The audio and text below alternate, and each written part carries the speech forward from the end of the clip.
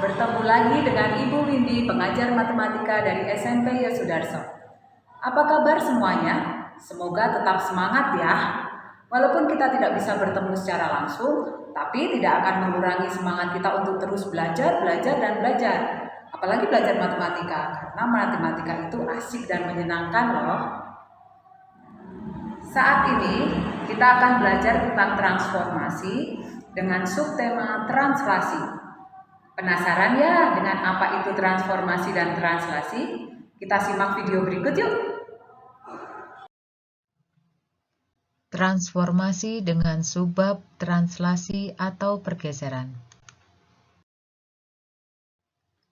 Adapun tujuan pembelajarannya sebagai berikut.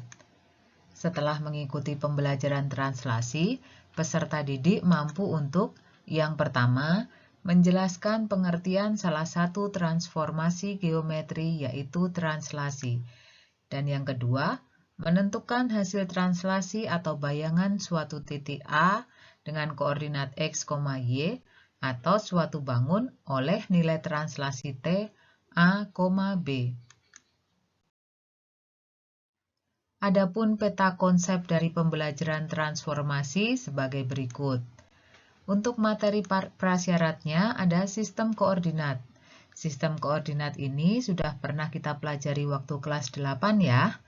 Dan turunan dari sistem koordinat adalah transformasi.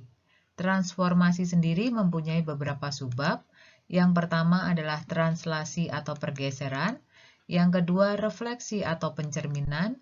Yang ketiga, rotasi atau perputaran, dan yang keempat, dilatasi atau perkalian.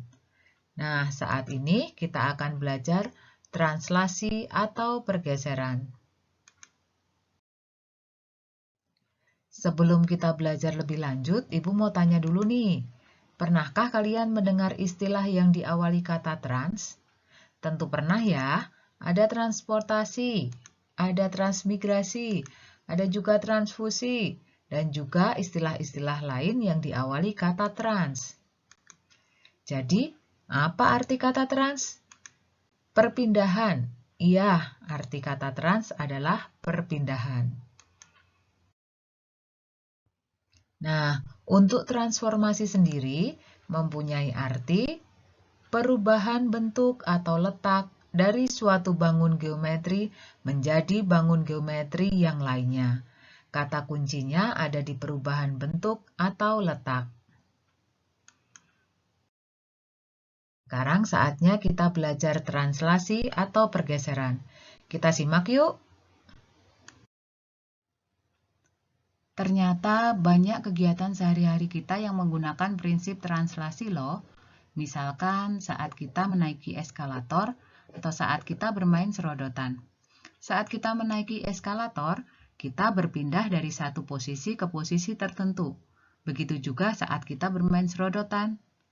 Ada juga sebuah permainan yang menggunakan prinsip translasi, yaitu permainan catur. Setiap bidak pada permainan catur ini dapat kita pindah dengan aturan tertentu. Misalkan bidak pion. Bidak pion untuk langkah awal kita bisa menggesernya ke depan sejauh 2 satuan. Jika kita misalkan bidak pion ini sebagai suatu titik, maka posisi awal pion itu kita bisa umpamakan sebagai titik awal. Dan posisi terakhirnya bisa kita umpamakan dengan titik hasil translasi. Kegiatan lain yang sering kita lakukan adalah saat kita mengendarai mobil. Mengendarai mobil juga termasuk prinsip translasi loh. Saat kita berpindah dari satu tempat ke tempat yang lain, misalkan kita berpindah sejauh 200 meter. Nah, untuk semua yang ada dalam mobil itu juga akan berpindah sejauh 200 meter. Misalkan roda depan akan bergerak sejauh 200 meter. Plat nomor mobil yang bagian belakang juga sama, akan bergerak sejauh 200 meter. Orang yang mengendarai mobil itu pun akan bergerak sejauh 200 meter. Untuk proses mengendarai mobil ini, itu bisa kita umpamakan sebagai prinsip translasi suatu bangun. Jadi, Jika suatu bangun ditranslasikan atau digeser, semua titik yang ada di bangun itu akan bergeser dengan arah dan jarak yang sama. Jadi, translasi atau pergeseran itu adalah perpindahan suatu titik atau bangun dengan cara menggeser dengan arah dan jarak tertentu. Jika tadi kita sudah melihat beberapa ilustrasi dalam kegiatan kehidupan kita sehari-hari yang menggunakan prinsip translasi, sekarang kita akan mencoba mentranslasikan titik A dengan arah dan jarak tertentu.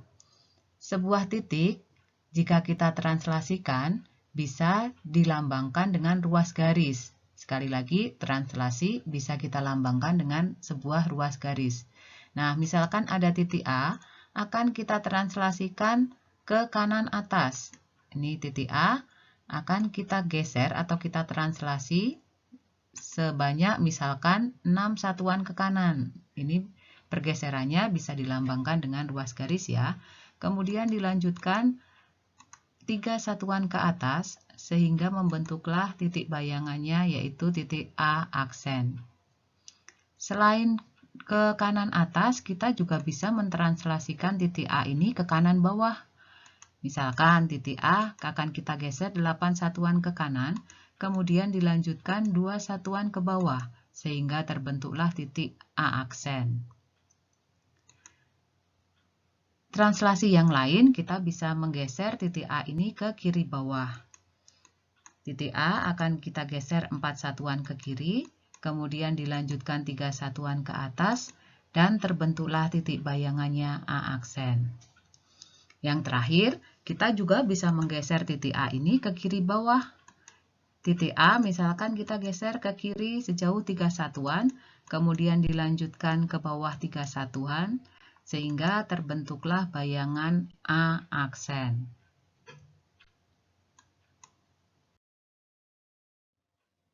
Dari beberapa contoh translasi dari titik A tadi, kita bisa menotasikan sebuah pergeseran dengan notasi AB yang mempunyai arti pergeseran itu sejauh A satuan ke kanan jika A-nya bernilai positif dan A satuan ke kiri jika A-nya bernilai negatif. B satuan ke atas jika B-nya bernilai positif, dan B satuan ke bawah jika B-nya bernilai negatif. Nah, sekarang kita akan mencoba menentukan nilai translasi dari beberapa contoh pergeseran titik A tadi ya. Untuk contoh pertama, titik A tadi bergeser 6 satuan ke kanan dan 3 satuan ke atas. Berarti nilai translasinya adalah 6, 3 karena 6 satuan ke kanan dan 3 satuan ke atas. Untuk contoh yang kedua, titik A bergeser 8 satuan ke kanan dan 2 satuan ke bawah. Jadi nilai translasinya 8 negatif 2. Nah, untuk contoh yang ketiga, kalian tentu sudah bisa menentukan nilai translasinya ya. Iya, nilai translasinya adalah negatif 4, 3. Kenapa negatif 4? Karena dia bergeser ke kiri. Dan yang contoh terakhir, berapa ini nilai translasinya? Ya, negatif 3, negatif 3. Karena bergeser ke kiri, kemudian dilanjutkan bergeser ke bawah. Untuk lebih memahaminya, kita akan terapkan ke sebuah contoh. Misalkan titik A mempunyai koordinat negatif 3,2. Titik A ini akan ditranslasikan oleh 6, 3. Artinya, titik A ini akan bergeser 6 satuan ke kanan dan dilanjutkan 3 satuan ke atas. Sehingga terbentuklah titik bayangannya yaitu 3,5.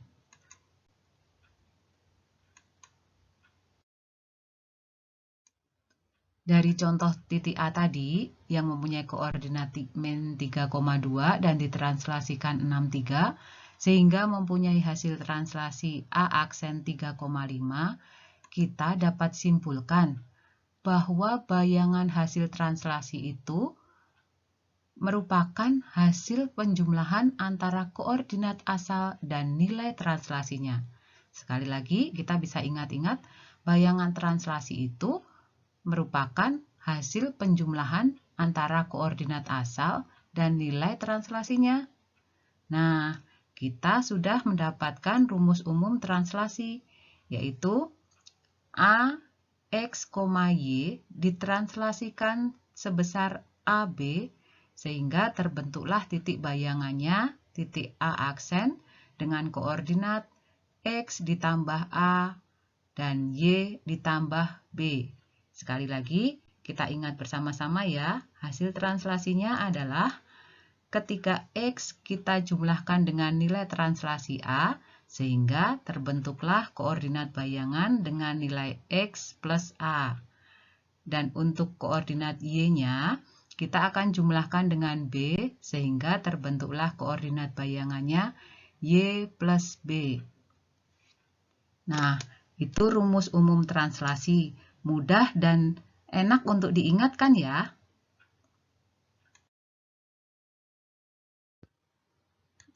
Nah, sekarang saatnya kita berlatih untuk menyelesaikan soal-soal yang berhubungan dengan translasi ya. Contoh soal yang pertama. Titik D dengan koordinat 3, negatif 2 ditranslasikan oleh 0, negatif 3. Maka bayangan titik D adalah... Nah, kita sudah belajar translasi, tentunya sudah bisa ya menyelesaikan soal ini. Berapa ya kira-kira jawabannya? Ya, jawabannya adalah 3, negatif 5. Kenapa bisa 3, negatif 5? Kita simak penjelasannya yuk. Kita sudah mengenal rumus umum translasi, maka kita akan menerapkan ke soal ini. Titik D mempunyai koordinat 3, negatif 2, berarti kita tinggal menambahkan. Untuk nilai X-nya 3, kita tambahkan dengan nilai A-nya yaitu 0, dan nilai Y-nya negatif 2, kita tambahkan dengan nilai B-nya yaitu negatif 3, sehingga terjadilah koordinat bayangan dari titik D yaitu 3, negatif 5.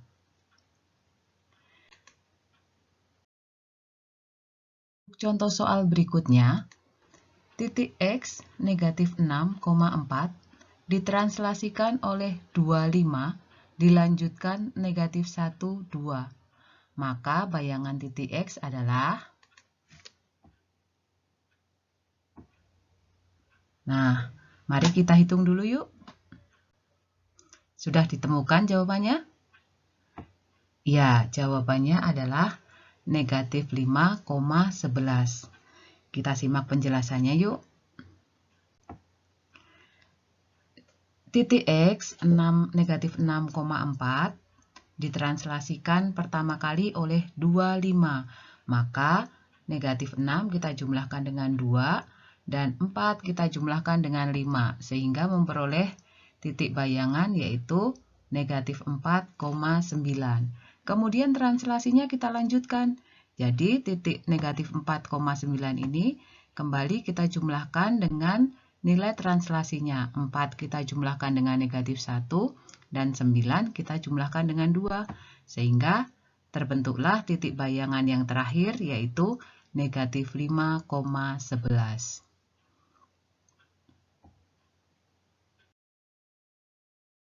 Nah, untuk contoh selanjutnya, kita akan mentranslasikan sebuah bangun. Untuk kali ini kita akan mengambil bangun segitiga. Segitiga ABC mempunyai koordinat 1,2 dan B 5,4 dan C 3,6. Segitiga ABC tersebut akan ditranslasikan oleh negatif 4, negatif 5. Maka bayangan segitiga ABC adalah... Untuk mentranslasikan sebuah bangun, kita berarti harus mentranslasikan setiap titik-titiknya. Nah, Untuk titik A sendiri akan kita hitung satu persatu. Titik A koordinat 1,2 kita translasikan dengan nilai translasi negatif 4, negatif 5, sehingga menghasilkan koordinat bayangan A yaitu negatif 3, negatif 3. Dan titik B 5,4 akan kita translasikan dengan negatif 4, negatif 5. Setelah kita hitung mendapatkan koordinat bayangan 1, negatif 1. Dan titik C 3,5 akan kita translasikan sehingga memperoleh titik bayangan negatif 1,0. Nah, untuk lebih memperjelas penyelesaian soal ini, kita akan mencoba menggambarnya ya. Ya, ini hasil perhitungan kita tadi.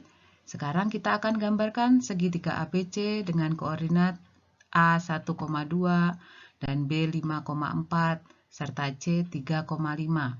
Kemudian kita akan translasikan negatif 4, negatif 5. Negatif 4 berarti dia akan berjalan 4 langkah ke arah kiri. Nah, kemudian negatif 5 berarti dia akan bergeser 5 langkah ke bawah. Nah, terbentuklah titik hasil translasinya yaitu segitiga A aksen, B aksen, dan C aksen dengan koordinat negatif 3, negatif 3 dan B aksen 1, negatif 1 serta C aksen negatif 1,0. Nah, itu tadi beberapa contoh soal yang ada untuk materi translasi. Semoga dengan contoh soal ini kalian semakin memahami lagi materi translasi. Nah, setelah melihat video tadi, tentunya kalian sudah memahami ya apa itu translasi. Ya, translasi adalah perpindahan titik atau benda dengan arah atau aturan tertentu. Lalu bagaimana cara mencari koordinat bayangan translasi?